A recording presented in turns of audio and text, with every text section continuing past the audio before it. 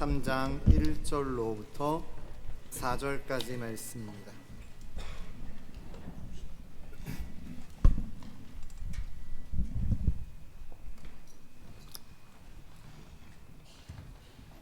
제가 가진 성경으로 신약 성경 326면 골로새서 3장 1절에서 4절까지 말씀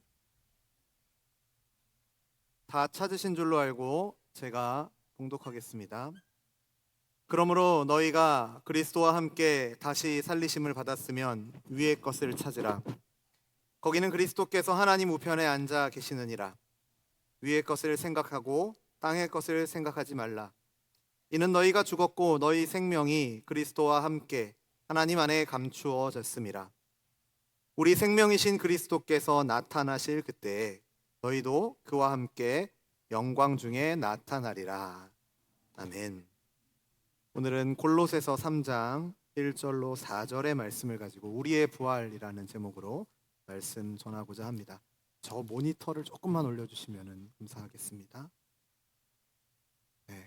지난 부활주일이었죠. 3월 31일에 우리 목사님께서 선포하셨던 것처럼 4월 한 달은 예수 그리스도 안에서 우리에게 주신 부활을 깊이 생각하며 그 부활이 우리에게 주는 은혜를 묵상하고 누리는 부활의 절기로 보내고 있습니다. 부활이라는 것은 기독교 신앙에 있어서 가장 중요한 내용이라 해도 과언이 아닐 것입니다. 사실 우리가 더 많이 언급하고 또 기억하기 쉬운 것은 십자가의 은혜입니다만 십자가에 달려 죽으신 예수님의 은혜도 부활이 없었다면 그저 한 개인의 죽음에 불과하기 때문에 부활이 갖는 것은 우리 기독교의 모든 약속과 주어진 하나님의 복음을 완성하는 것이다 라고 생각할 수 있을 것입니다. 이 부활 신앙을 빼면 우리가 믿는 것이 사실 많이 사라지게 되죠. 우리가 예배 전에 사도신경을 고백합니다만 부활이 없다라고 하면 사도신경에서 부활 뒤에 나오는 건 다 없어지는 거죠. 오늘 공교롭게 박 목사님이 앞에서 몇 구절을 날리셨는데 목사님 이따가 왜 그러셨는지 궁금합니다. 부활이 없으면 우리가 믿을 수 있는 것이 사실 거의 없어진다고 봐야 됩니다. 사실 부활에 대해 고백하고 있는 그 앞의 내용들도 그것이 우리를 위한 것인지 그것이 우리에게 주는 가치가 무엇인지에 대해서 다 상실하게 되기 때문이죠. 저는 오늘 여러분들께 여쭤보고 싶습니다. 예수 그리스도의 부활이 오늘 저와 여러분에게 어떠한 의미로 받아들여지고 있는지, 어떻게 체험되고 있는지 여러분들께 묻고 싶습니다. 여러분, 부활하면 가장 먼저 떠올리시는 것이 무엇일까요? 부활. 손 들고 대답하시라는 질문은 아니었지만 부활하면 아무래도 우리가 가장 먼저 떠올리는 것은 죽음에서 다시 살아나게 되는 몸의 부활일 것입니다. 우리가 지난 주중에도 우리가 장례 예배를 드렸지만 그런 장례 예배를 드리게 될 때마다 참여할 때마다 우리의 몸이 장차 부활하게 될 것을 우리가 늘 소망하게 되죠. 약속의 말씀들을 붙잡게 됩니다. 그리스도께서 무덤에서 부활하셨던 것처럼 언젠가 우리도 무덤으로부터 부활하게 될 것을 우리가 믿습니다. 아멘이시죠? 사도신경을 통해서 우리가 몸이 다시 사는 것과 라고 고백할 때 이 고백에 바로 이러한 내용이 담겨 있습니다. 우리의 부활은, 우리가 믿는 부활신앙은 이러한 것에만 국한되는 것일까요? 저는 오늘 말씀을 시작하면서 여러분들께 우리의 부활은 우리의 삶에서 결코 멀리 분리되어 있는 것이 아니다라는 말씀을 드리고 싶습니다. 그러니까 부활의 현재성에 대해서 이야기하고자 하는 것이죠. 자칫 잘못하면 우리는 부활을 먼 이야기로, 먼 나중의 이야기로 미뤄두기가 쉽습니다. 지금 당장 우리와는 직접적인 관련이 없는 것처럼 생각하기 쉽죠. 왜 그렇습니까? 여러분 오른손을 들어서 여러분의 가슴에 올려보십시오. 뜁니까? 안 뜁니까? 안 뛰면 안 됩니다. 네, 안 뛰면 옆에서 빨리 심폐소생술을 해주셔야 되는데 우리가 다 심장이 뛰고 있죠. 우리의 몸이 살아있기 때문에 이 부활에 대해서 우리가 몸의 부활이라고 생각하면 먼 나중의 이야기, 우리의 심장이 멈추고 우리의 수명이 다하는 날, 주님께서 다시 오실 영광의 그날에 일어날 일로 우리가 미뤄두기 쉽다라는 것이죠. 저와 여러분은 오늘을 살아가고 있습니다. 아침에 눈을 떠서 살아가며 겪게 되는 하루하루 날마다의 생활 속에서 일어난 일들에 직면하는데 저는 여러분께 묻고 싶습니다. 그 하루하루의 일들이 예수 그리스도의 부활과는 아무런 관련이 없는 것일까요? 오래전에 2000여 년 전에 있었던 예수 그리스도의 부활이 오늘 우리의 생활에는 도대체 어떤 영향을 미치고 있는 것일까요? 저는 여러분들께 이 질문을 드리고 싶습니다. 질문을 좀 바꿔서 여쭤보겠습니다. 만약 그리스도께서 부활하시지 않고 오늘도 여전히 무덤 속에서 계신다면 우리의 생활은 어떻게 달라지게 될까요? 사실 이런 걸 상상도 생각할 필요도 없는 질문이긴 합니다만 만약 그렇다면 여러분 우리의 삶은 어떻게 달라지게 될까요? 그리스도께서 부활하지 않으셨다면 우리의 삶에는 무엇이 달라지게 되는 것일까요?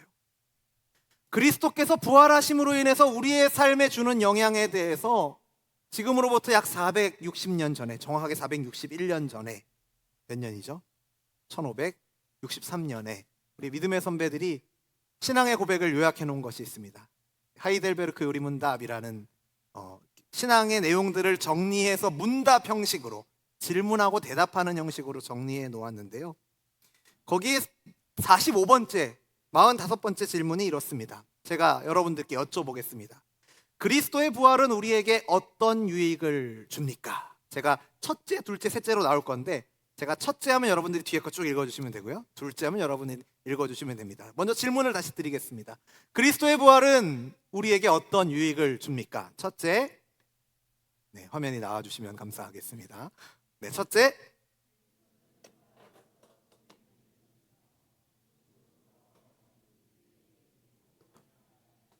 둘째, 그의 능력으로 말미암아 우리도 이제 새로운 생명으로 다시 살아났습니다.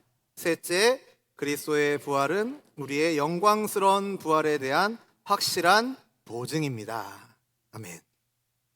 첫째 여러분들께 읽으시라고 해놓고 카메라를 보니까 집에 계신 분들은 아무 소리도 안 들리겠구나라는 생각이 문득 들었네요.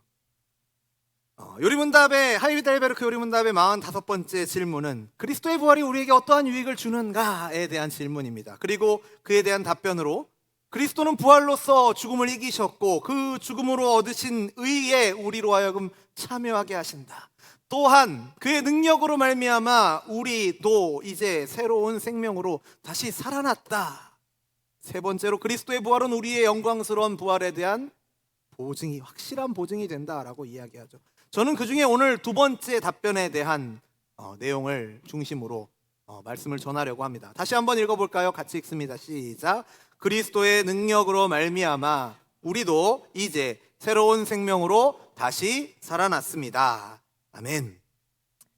여러분, 이것은 그리스도께서 죽은 자들로부터 부활하셨기 때문에 우리는 더 이상 죽은 자가 아니라 참으로 살아있는 자라는 의미입니다.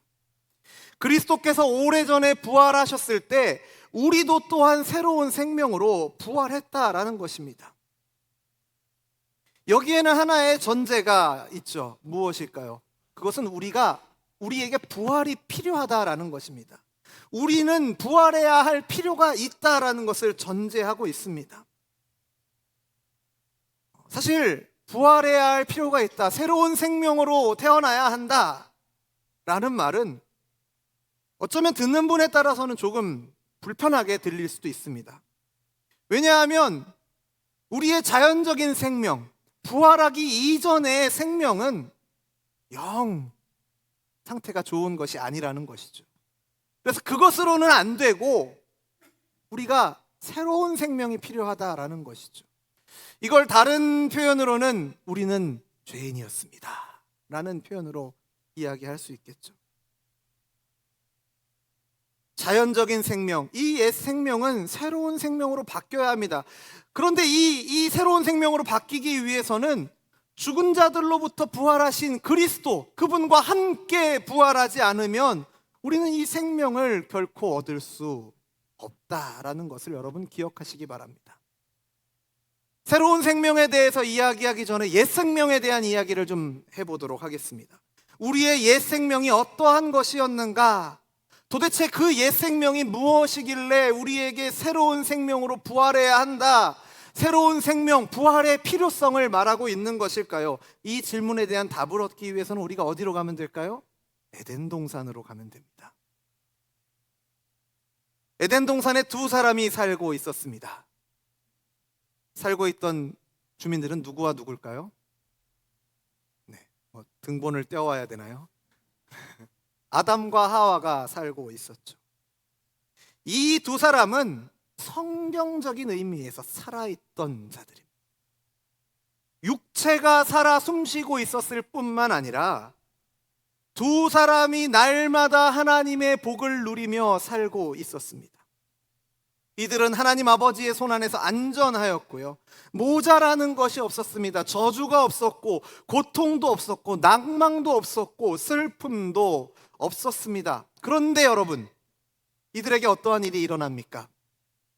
우리가 에덴 동산 하면 기억할 게 뭐가 있습니까? 떠오르는 게 뭐가 있습니까? 물론 하나님께서 동물을 아담에게로 이끌어 오셔서 이름을 짓게 하셨다, 이런 것도 기억이 나죠.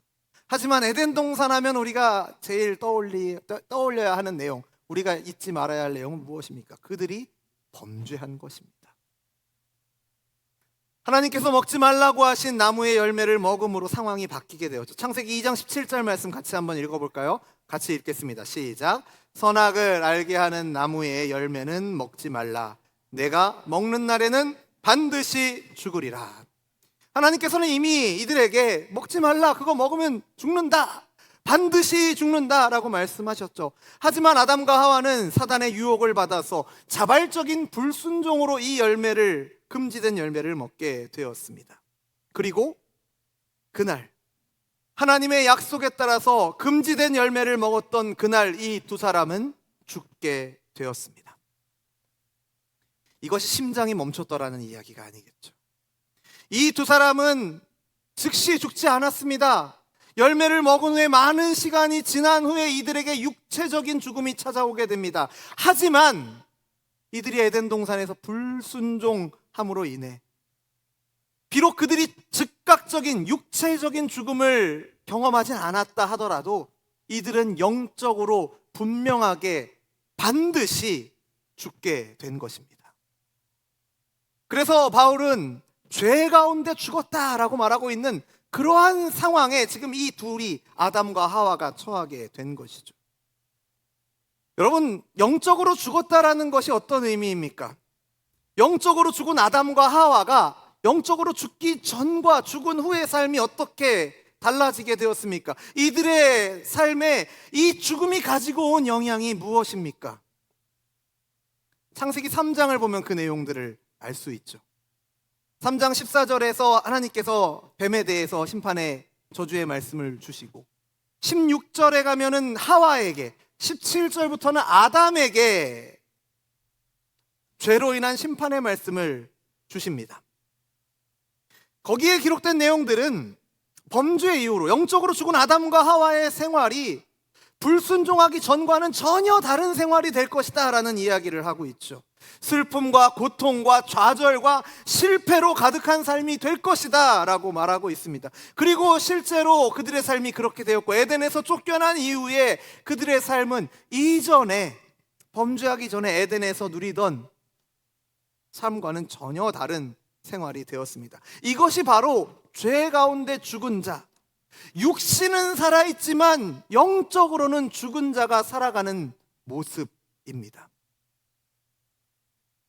이러한 영적으로 죽은 생활에 대해서 전도서는 뭐라고 이야기하고 있을까요?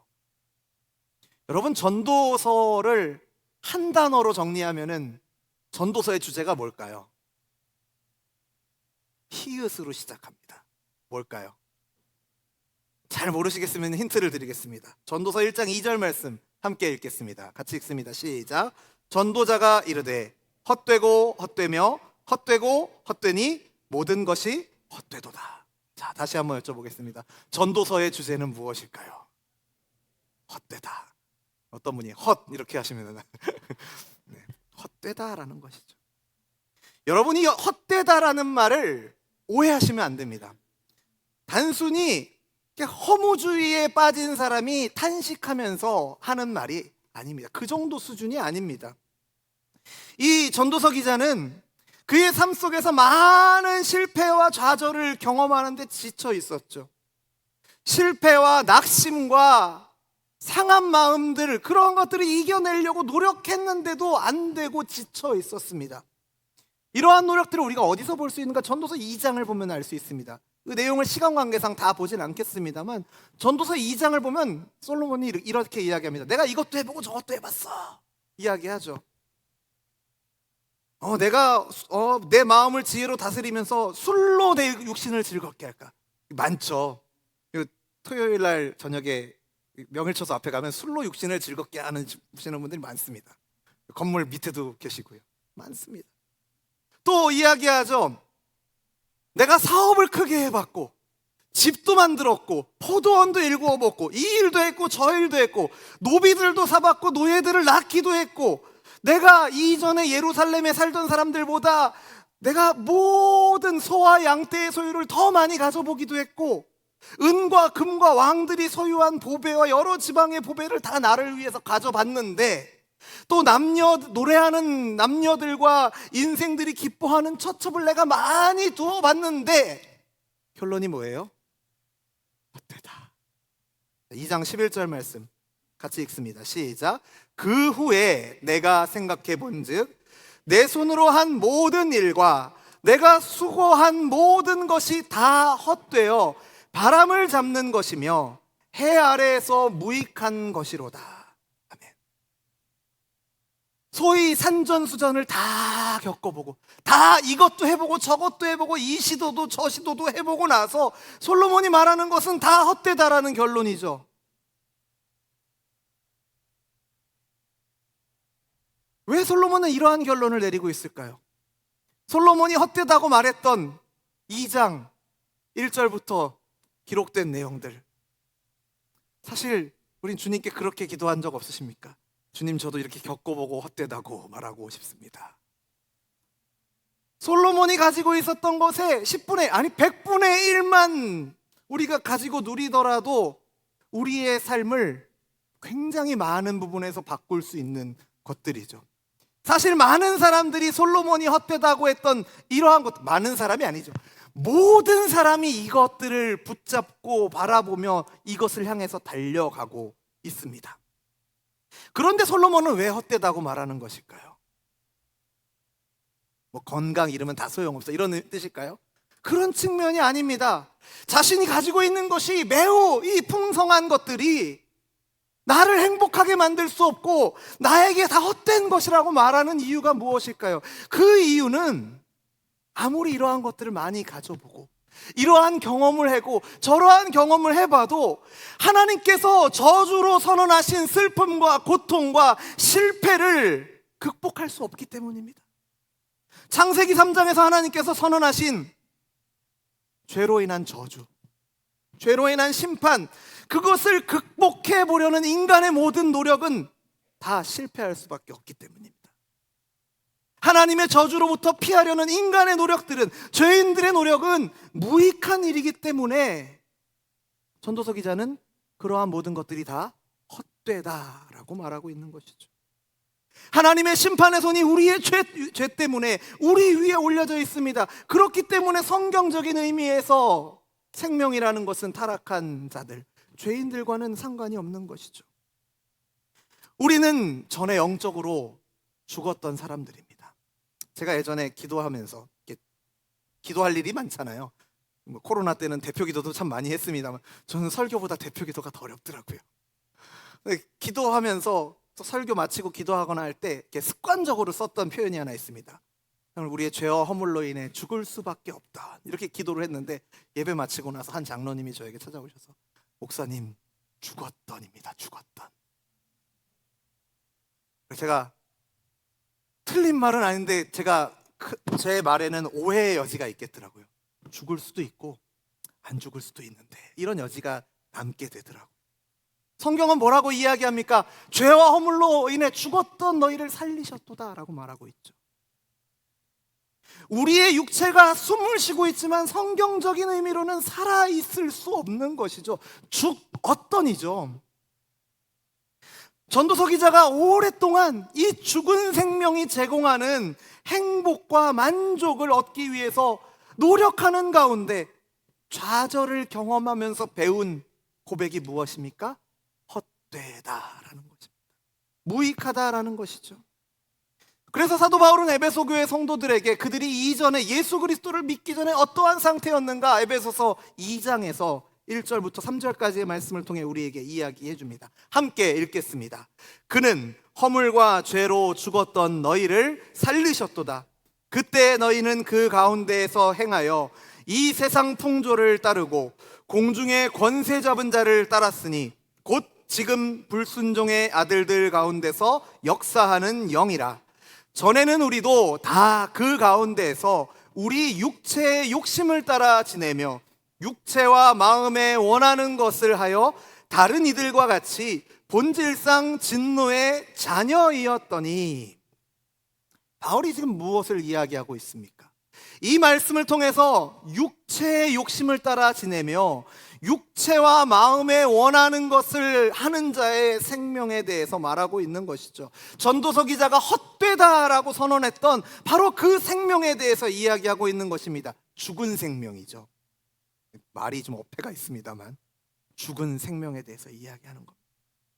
창세기 3장에서 죄로 인해 좌절과 슬픔과 고통과 낭망으로 이어질 수밖에 없는 그 생명. 여러분, 육체의 욕심과 감정의 종이 되는 것은 하나님의 저주를 경험하는 것입니다. 이 사실을 기억하시기 바랍니다. 바울은 이러한 생명을 가리켜서 죽음이라고 말합니다. 몸은 살아있을지 모르겠지만 죽었다. 에베소서 2장 1절에서 분명하게 선언하죠. 너희는 허물과 죄로 죽었다.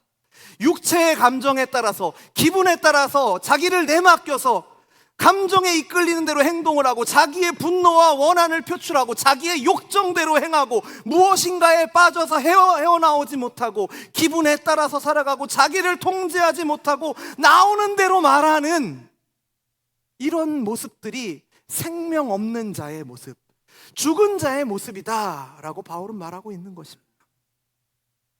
성경적인 의미에서 생명을 갖지 못한 것이죠. 육신은 숨을 아직 갖고 있는지 모르겠지만, 심장은 기능을 하고 있는지 모르겠지만, 자기 생활 속에서 죽음이 여전히 아직도 역사하고 있는 모습이 바로 이러한 모습입니다. 죽은 자의 모습을 그대로 가지고 있는 것이죠. 여러분, 이 상태 그대로 두어야 하겠습니까? 그래서 이러한 사람들은 새로운 생명으로 부활해야 할 필요가 있다라는 것입니다. 부활하지 않으면 회복되고 살아날 수 있는 방법이 없습니다. 어떻게 할 수 있습니까? 내가 예전에 다 해봤는데 말이야, 다 헛돼 라고 누가 이야기해 주죠? 솔로몬이 그렇게 알려주고 있습니다. 이전의 것을 버리고 모든 것이 새로워지는 부활을 통해서만 새로운 생명을 누릴 수 있는 것입니다. 오직 부활을 통해서만 우리는 새로운 생명을 누릴 수 있습니다. 그리고 그 새로운 생명은, 부활은 오직 사망 권세를 이기시고 다시 사신 예수 그리스도 안에서만 우리에게 주어지는 것인 줄로 믿습니다. 사도 바울은 그리스도께서 오래전에 주님께서 실제로 부활하셨던 그 날에 무덤으로 부활하셨을 때의 장면과 함께 일어났던 상황들을 에베소서 2장에서 우리에게 이야기해 주고 있습니다. 우리가 앞서서 1절에서 3절의 말씀을 읽었죠. 어떻게 전에 죄 가운데 죽었었는지, 성경적인 의미로 생명이 없다라는 것이 무엇인지를 말하고 나서 바울은 4절부터 6절까지의 말씀을 통해서 이렇게 이야기합니다. 함께 읽겠습니다. 시작. 긍휼이 풍성하신 하나님이 우리를 사랑하신 그 큰 사랑을 인하여 허물로 죽은 우리를 그리스도와 함께 살리셨고, 너희는 은혜로 구원을 받은 것이라 또 함께 일으키사. 아멘.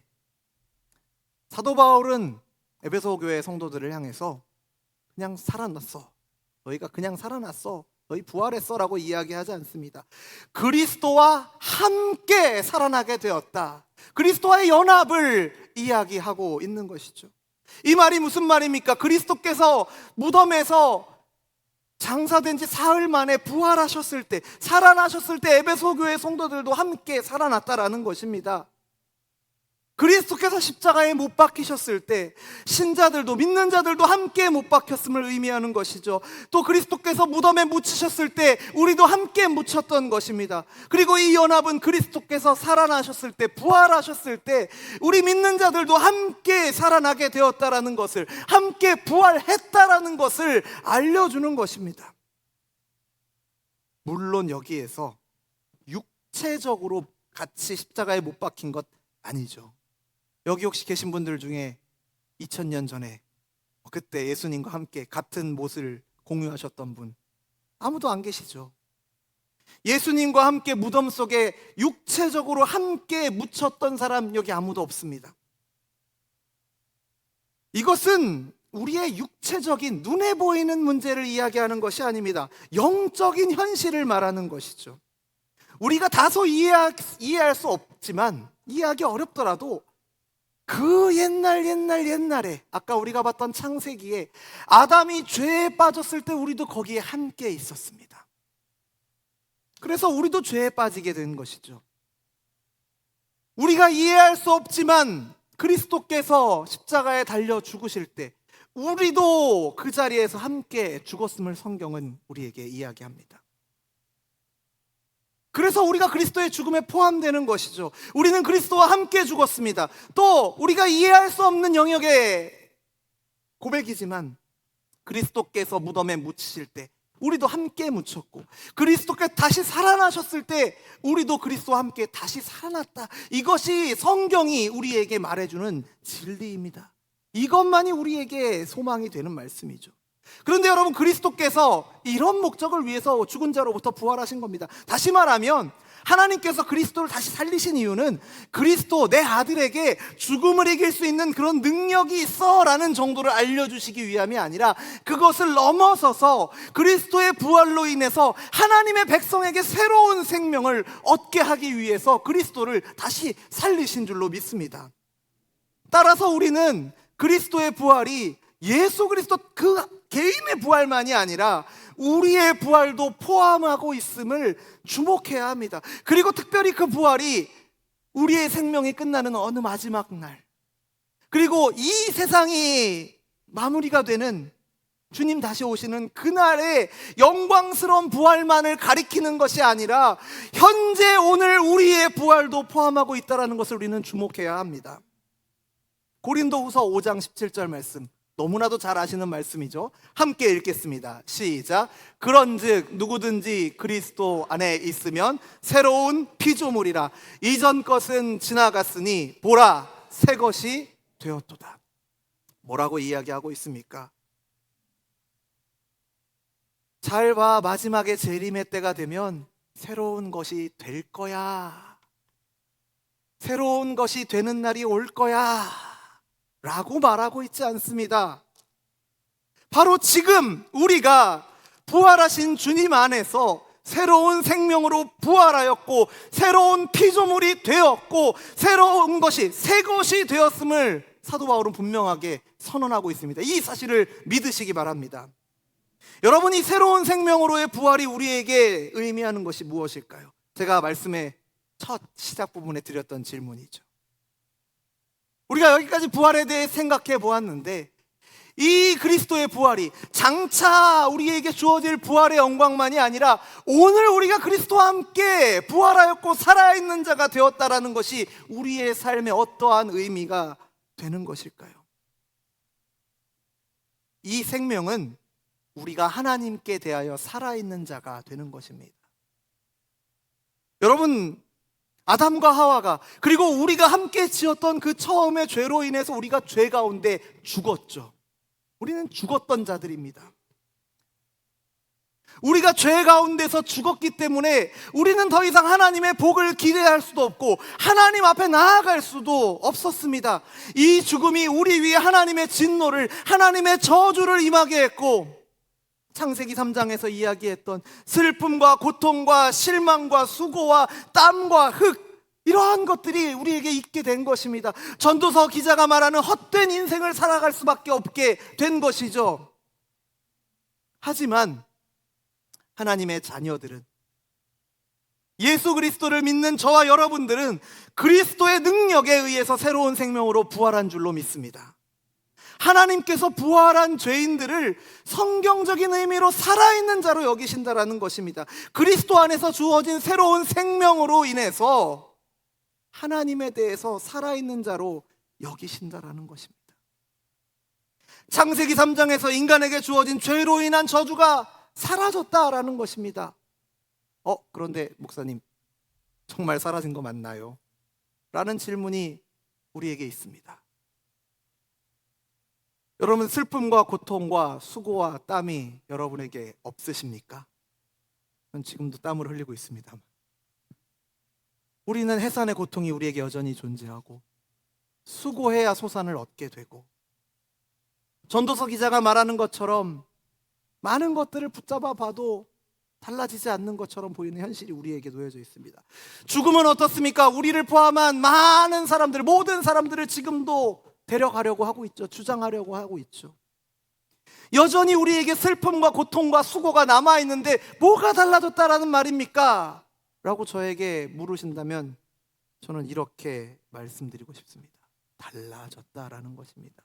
여전히 그러한 것들이 우리에게 존재하지만 달라진 것이 있다라는 것이죠. 무엇이 달라졌습니까? 이전까지 우리가 죽었던, 죄로 인해 죽었던 상태에서는 우리가 하나님의 진노 아래에 있을 수밖에 없었지만, 하나님의 진노 아래에서 그러한 슬픔과 고통과 수고와 죽음을 경험했지만 이제 우리는 어디 아래에 있습니까? 하나님의 은혜의 손길 아래에 있다라는 것이 달라진 것이죠.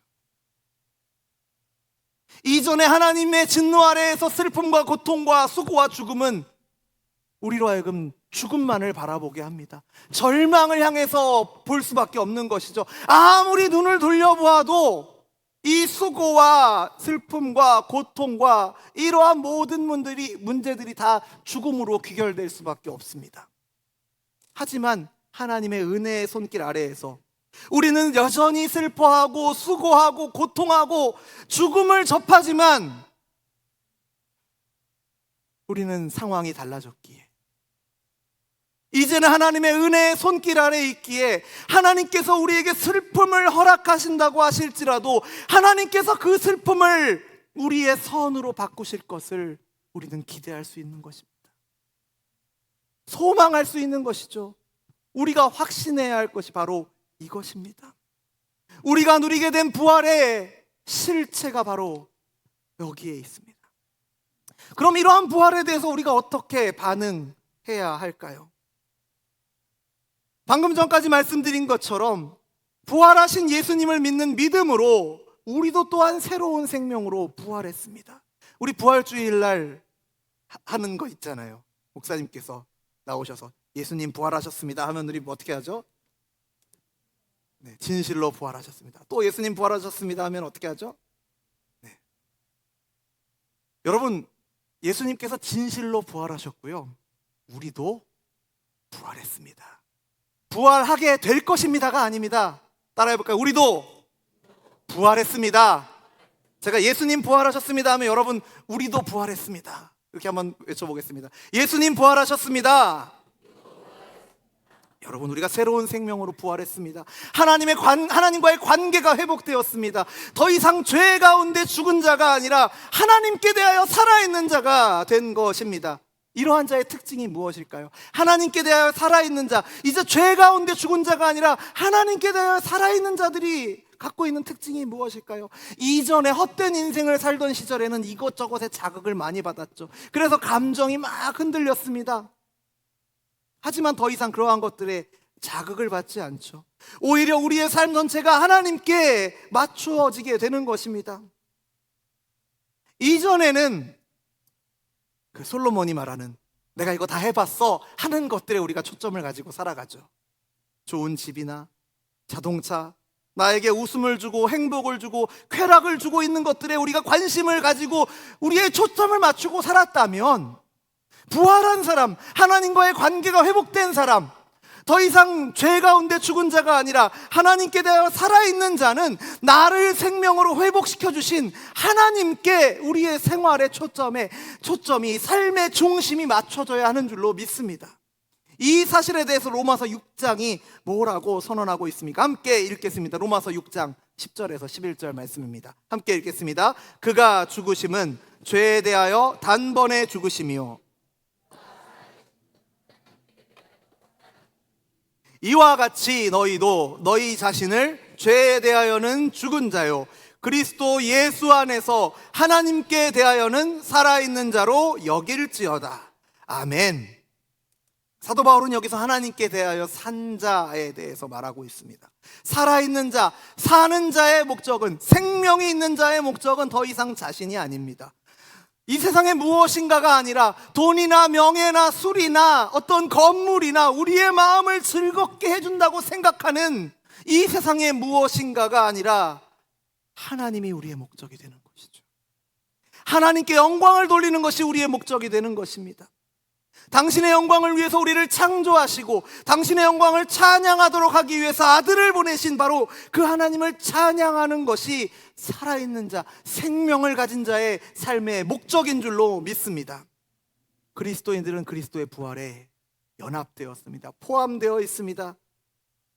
믿는 자들은, 그리스도를 믿는 자들은 자신의 새로운 생명을 구원의 하나님께 초점을 맞추고 그 하나님께 삶의 초점을 맞춤으로써 자기 부활에 대해, 내 안에 있는 생명에 대해서 반응해야 합니다. 이것을 다른 표현으로 바꾸어 말하면 하나님 중심적으로 생각을 하고 하나님 중심적으로 살아가는 것을 가리키는 것이죠. 그래서 사도 바울은 오늘 골로새서 3장에서 이렇게 말하고 있는 것입니다. 같이 읽겠습니다. 그러므로 너희가 그리스도와 함께 다시 살리심을 받았으면 위의 것을 찾으라. 거기는 그리스도께서 하나님 우편에 앉아 계시느니라. 위의 것을 생각하고 땅의 것을 생각하지 말라. 이는 너희가 죽었고 너희 생명이 그리스도와 함께 하나님 안에 감추어졌음이라. 우리 생명이신 그리스도께서 나타나실 그때에 너희도 그와 함께 영광 중에 나타나리라. 사도 바울이 무엇을 강조하여 말하고 있습니까? 사도 바울이 어떠한 외침을 우리에게 들려주고 있습니까? 위의 것을 찾으라. 위의 것을 생각하고 땅의 것을 생각하지 말라. 여러분, 이것은 골로새 교회 성도들만을 위한 말씀이 아닙니다. 오늘 저와 여러분에게 주시는 하나님의 말씀인 줄로 믿습니다. 바울은 그리스도와 함께 부활한 사람이 우선순위를 새롭게 정한다라는 것에 대해서 이야기합니다. 즉 땅이 아니라 하늘에 초점을 맞추는 일을 우선시한다라는 것을 분명하게 말하고 있죠. 그래서 5절 말씀을 보면 새로운 생명으로 부활한 사람이 반드시 따라야 할 모습이 무엇인가를 이야기합니다. 같이 읽습니다. 시작. 그러므로 땅에 있는 지체를 죽이라. 곧 음란과 부정과 사욕과 악한 정욕과 탐심이니 탐심은 우상 숭배니라. 아멘. 땅의 것을 생각하지 말라라고 말하고 한 걸음 더 나아가서 땅에 있는 지체를 죽이라 말합니다. 음란과 부정과 사욕과 악한 정욕과 탐심 죽이라 말합니다. 8절에서 끝내지 않고 더 이야기합니다. 어떤 이야기를 줍니까? 같이 읽습니다. 이제는 너희가 이 모든 것을 벗어버리라. 곧 분함과 노여움과 악의와 비방과 너희 입에 부끄러운 말이라. 다시 한번 읽겠습니다. 시작. 이제는 너희가 이 모든 것을 벗어버리라. 곧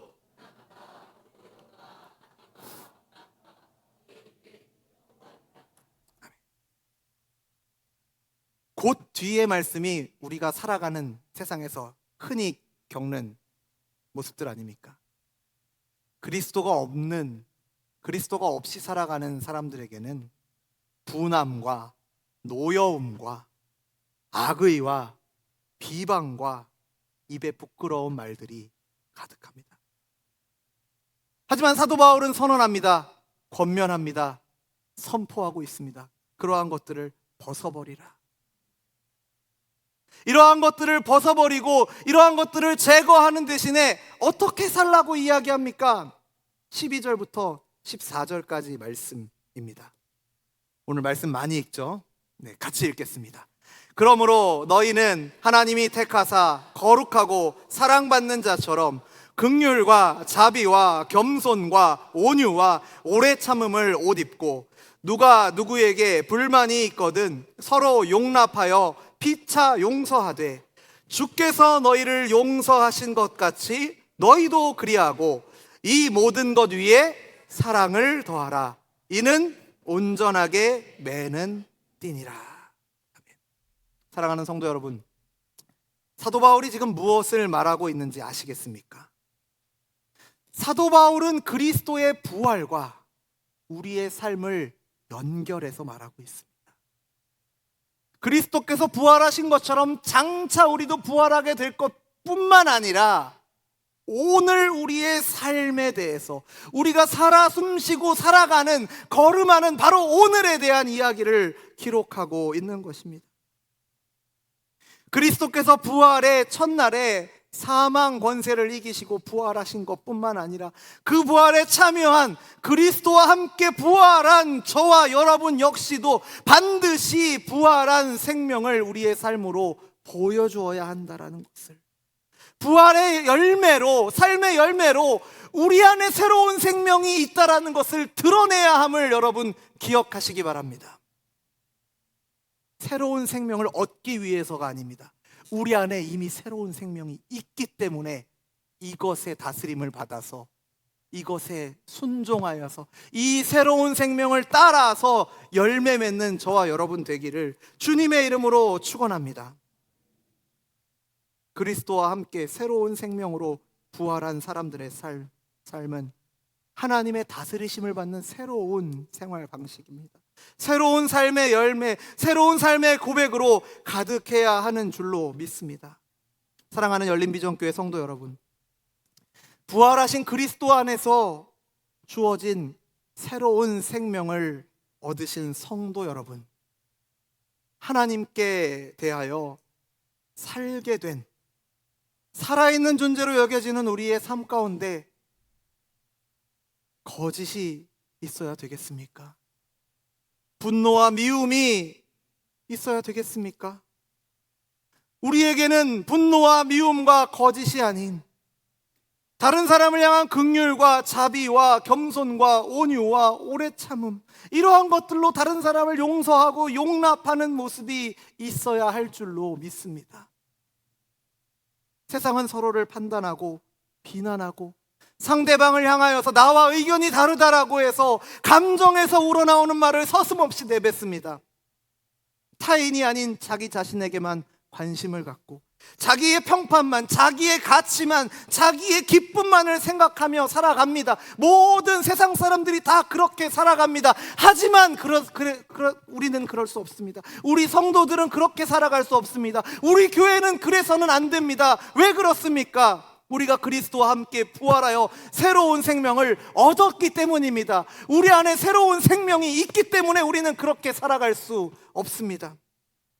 우리가 이전에 세상의 가치를 살고 그 가치에 우리의 삶의 초점을 맞추었던 옛 인생을, 죄로 인해 죽은 인생을, 헛된 인생의 자리에 우리가 머물러 있지 않기 때문에 우리는 바뀌어야 합니다. 2000년 전에 예수께서 십자가에서 우리의 죽음을 대신해서 죽으시고 3일 만에 다시 살아나셨을 때 우리가 그 사실을 믿음으로 고백하는 저와 여러분 역시 다시 살게 되었다라는 사실을 기억하시기 바랍니다. 우리 안에 생명이 있습니다. 우리 안에 부활이 있습니다. 그리고 그 생명은 지금 우리를 살게 하는 능력이 될 줄로 믿습니다. 여러분, 부활은 누군가의 죽음 앞에서 그 죽은 자가 다시 살아나게 될 것을, 그것만을 가리키는 진리가 아닙니다. 우리의 육체가 죽고 다시 살아나는 육체에 국한되는 것이 아닙니다. 성경이 부활에 대해 뭐라고 이야기합니까? 그리스도의 부활과 그로 인해 우리에게 주어진 새로운 생명이, 부활한 그 생명으로 인해 부활한 성도가 어떻게 날마다 그 부활의 능력으로 살아가야 할지에 대해 성경은 우리에게 이야기합니다. 이 사실을 기억하시기 바랍니다.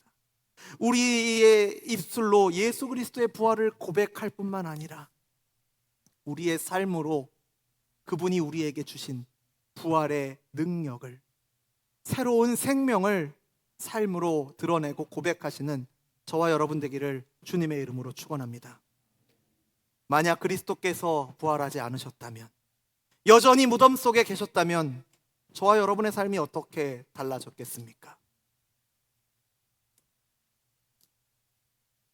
만약 그리스도께서 오늘도 여전히 무덤 속에 계시다면 우리는 여전히 하나님의 심판 아래, 진노의 손 아래 살아가고 있을 것입니다. 헛된 인생을 살아가고 있을 것입니다. 하지만 그렇지 않습니다.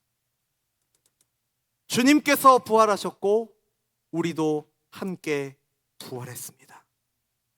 우리로 하여금 헛된 인생이 아니라 진정으로 하나님께서 우리에게 원하시는 삶을, 하나님을 기쁘시게 하는 삶을 살기를 하나님께서 원하십니다. 비록 우리가 여전히 일상 가운데 죄의 영향을 받으며 살아가고 있는 것처럼 느껴지죠. 눈을 뜨면 죄의 영향들이 너무나도 우리에게 많이 보입니다. 심지어는 우리의 모습 속에서도 재해버리라, 죽이라 했던 것들이 너무나도 많이 살아있음을 보게 됩니다. 하지만 우리는 분명히 그리스도와 함께 부활의 삶을 살아가고 있고, 이제는 하나님의 심판의 손이 아니라 하나뿐인 아들을 주시기까지 다함이 없으신, 사랑이 많으신 아버지의 전능하신 그 보호의 손길, 인도의 손길 아래 살아가고 있음을 믿음으로 바라보시고 기억하시는 저와 여러분 되기를 주님의 이름으로 축원합니다.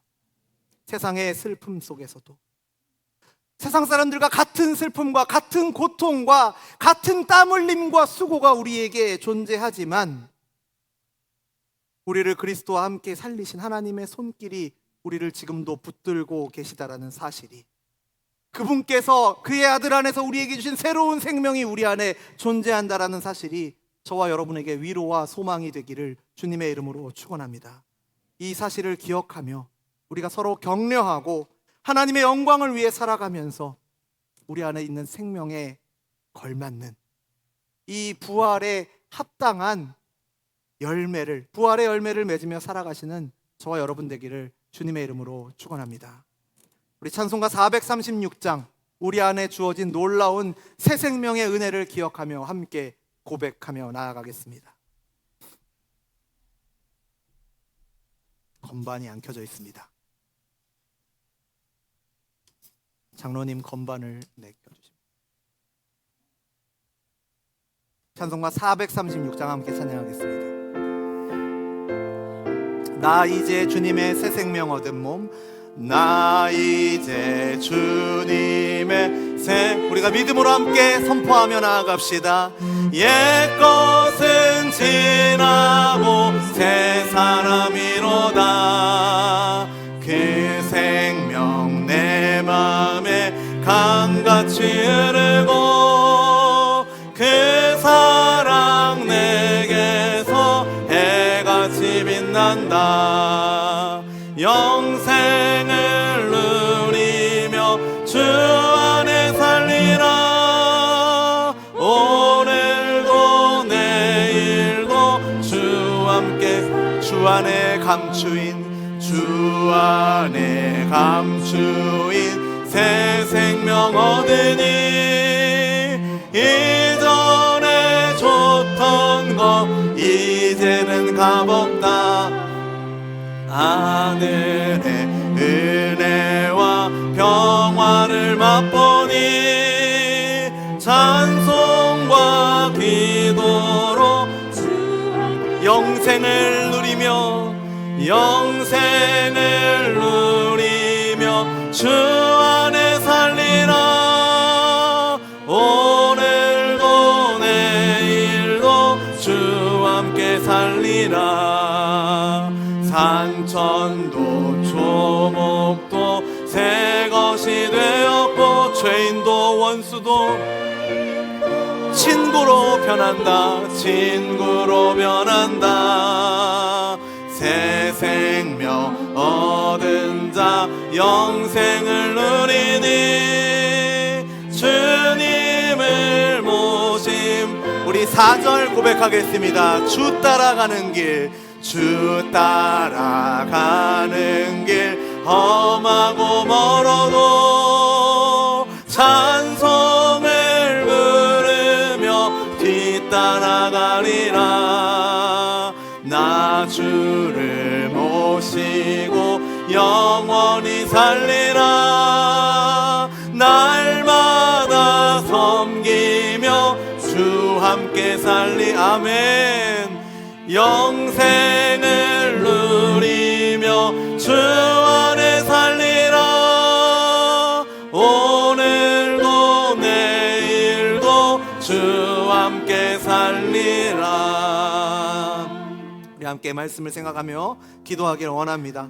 우리의 부활이 우리가 앞으로 이 육신의 죽음을 맞이한 후에 그 몸이 다시 부활할 것을 의미할 뿐만 아니라 오늘 우리의 삶 가운데서도 하나님께 대하여 살아있는 자들, 정말로 우리의 이 부활을, 우리가 고백하는 이 부활을 삶으로 나타내야 한다라는 것을, 삶의 열매를 맺어야 한다라는 것을 말씀을 통해서 우리가 확인하게 되었습니다. 예수 그리스도 안에서 주어진 이 새 생명을 의지하면서 매일의 우리의 삶 속에서 부활의 신앙의 열매를 맺으며 살아가는 우리들이 될 수 있도록 인도해달라고 우리 함께 합심해서 기도하겠습니다. 하나님 아버지, 우리에게 은혜를 주시기를 간절히 소원합니다. 아버지 하나님, 죄와 허물로 죽었던 우리를 그리스도의 부활과 함께, 그 부활을 믿는 우리에게 함께 그 부활의 자리에서 함께 살리시고 우리에게 새 생명을 주신 놀라운 은혜를 감사를 드립니다. 아버지 하나님, 장차 우리의 영광스러운 부활만 우리가 바라볼 것이 아니라 그리스도의 부활이 오늘 우리의 삶 가운데 주는 영향, 그 그리스도의 부활이 오늘 우리의 삶 가운데 어떤 의미를 가지고 있는지 이 말씀을 통해 다시 한번 기억하며 하나님께 대하여 살아있는 자들로 우리 안에 있는 새 생명에 걸맞는 삶의 열매들을 맺으며 부활의 열매를 맺으며 살아가는 우리들 될 수 있도록 주님 인도하여 주시옵소서. 이것이 우리의 힘으로 되지 않습니다. 우리의 어떤 노력으로 되지 않습니다. 오직 그리스도께서 아버지 하나님 우리를 위해서 아버지 이루신 그 부활과 그 부활로 인해서 우리가 함께 얻게 된 이 새 생명, 우리가 함께 부활하게 된 아버지 이 사실만이, 이 진리만이 우리로 하여금 아버지 이 새로운 생명에 걸맞는 삶을 살아가게 인도하는 줄로 믿사오니 우리에게 생명을 주신 주님, 이 생명답게 살아갈 수 있도록 우리를 인도하여 주시옵소서. 하나님 아버지, 우리의 삶 가운데 죽음밖에 없었는데 죄와 허물로 인해서 죽음 외에는 아무것도 보이지 않는 비참한 인생에서 하나님의 아들의 부활로 인하여서 그 부활을 믿는 우리도 함께 부활하게 하심을 감사드립니다. 그 부활이 우리 안에 새 생명을 주신 줄로 믿습니다. 우리의 삶 가운데 욕심과 정욕의 열매로 가득한 것이 아니라 예수 그리스도 안에서 얻은 새 생명의 열매가, 부활의 열매가 가득하도록 인도하여 주옵소서. 여전히 우리의 삶 가운데 옛 모습들이 남아있어서 미움과 다툼과 시기와 질투가 존재하죠. 이러한 것들을 제하여 버리고 이러한 것들을 죽이고 긍휼과 자비와 겸손과 온유와 오래 참음이 있게 하여 주옵소서. 용서와 사랑이 있게 하여 주옵소서. 이것이 우리의 인간적인 훌륭함으로 되지 않음을 고백합니다. 이것이 오직 하나님의 은혜로, 하나님께서 우리에게 주신 새로운 생명으로 인해 가능한 것임을 고백하오니 이 생명 기억하며 의지하는 우리들 되게 하여 주옵소서. 허물과 죄로 인해 죽었던 것이 우리만이 아니라 하나님 지으신 이 세상도 그 영향을 받아서 하나님의 영광을 드러내지 못하고 있습니다. 관계들도 하나님의 영광을 드러내지 못하고 있습니다. 그래서 그 세상을 살아가는 것이 하나님 우리에게 너무나도 큰 어려움이 됩니다. 우리 성도들과 교회를 지켜주시고 돌보아 주시옵소서. 우리가 당면한 현실의 어려움이 여전히 존재하지만 그것이 하나님의 진노의 손길 아래에 있는 것이 아니라 우리를 붙드시고 당신의 선하신 뜻대로 섭리하시는 하나님의 인도하심 아래에서 일어나는 일임을 믿음으로 바라보게 하여 주옵소서. 모든 것이 합력하여 선을 이루게 하시는 하나님으로 인해 소망을 얻는 우리들이 될 수 있도록 인도하여 주옵소서. 우리 열린비전교회를 긍휼히 여기시고 은혜를 주셔서 모든 공예배와 순모임이 그리스도께서 주신 새 생명을 의지하여 살아나게 하시고, 특별히 육신의 연약함으로 인해 고통당하는 환우들과 삶의 환난과 여러 문제로 인해 어려움 가운데 있는 성도들을 붙잡아 주시어서 믿음 잃지 않도록 인도하여 주옵소서. 그렇게 인도하실 것을 믿으며 선하신 하나님을 찬양하며 예수님 이름으로 기도드립니다. 아멘. 교회 소식